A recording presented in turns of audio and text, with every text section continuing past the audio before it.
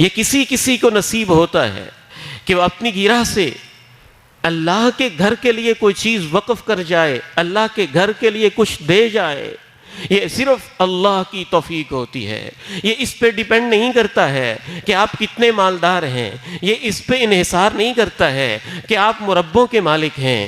میں حیران ہو جاتا ہوں اور کبھی مجھے افسوس بھی ہوتا ہے، ایسے لوگ بھی ہم نے دیکھے جن کے پاس 500 ایکڑ زمین تھی، ہزار ایکڑ زمین تھی، لیکن ان بیچاروں کو اللہ کی راہ میں ایک مرلہ بھی دینا نصیب نہ ہوا اور سب کچھ چھوڑ کے دنیا سے چلے گئے۔ اور ہم نے ایسے لوگ بھی دیکھے جن کے پاس ہزار ایکڑ سے زیادہ زمین تھی اور بے اولاد بھی تھے، پتہ بھی تھا ہمارا وارث بھی کوئی نہیں ہے، پھر بھی اللہ کی راہ میں وہ کچھ نہ دے سکے اور محروم دنیا سے چلے گئے۔ اور ہم نے ایسے لوگ بھی اپنی آنکھوں سے دیکھے، اس جگہ کے دینے والے جن کے پاس کہتے ہیں 2 کنال ہی تھی اور انہوں نے کہا یہی میں اللہ کی راہ میں دے دیتا ہوں۔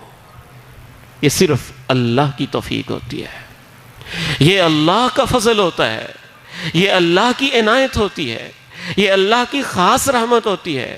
اور اس بندے کے اوپر خاص رحمت یہ ہو جاتی ہے کہ باقی نیکیاں زندگی کے ساتھ جاری رہتی ہیں، سانس بند ہوتی ہے، نیکیاں بھی بند ہو جاتی ہیں۔ آپ تب تک آپ کا ذکر لکھا جاتا ہے جب تک آپ کی زبان چلتی ہے۔ موت آئی، آنکھیں بند ہوئیں، زبان بند ہوئی، نیکیوں کا وہ کھاتا بند ہو گیا۔ آپ اور نیکیاں کر رہے ہیں، جب تک حج کرتے رہے حج لکھا جاتا رہا، حج سے فارغ ہوئے حج کا ثواب لکھنا بند ہو گیا۔ مسجد کی جگہ یا زمین اللہ کے لیے وقف کر دینا یا مسجد کے اندر کوئی حصہ ڈال دینا، یہ اللہ کو اتنا پیارا لگتا ہے۔ جب تک وہ مسجد رہتی ہے ثواب ملتا ہی رہتا ہے اور وہ حصہ صدقہ جاریہ بن جاتا ہے۔ بیت اللہ خانہ کعبہ میں کیسی کیسی عبادتیں ہو رہی ہیں، کیسا اعتکاف ہو رہا ہے، کتنے حلقات لگے ہوئے ہیں، کتنے قرآن پڑھے جا رہے ہیں، سینکڑوں ہزاروں لوگ کام کر رہے ہیں۔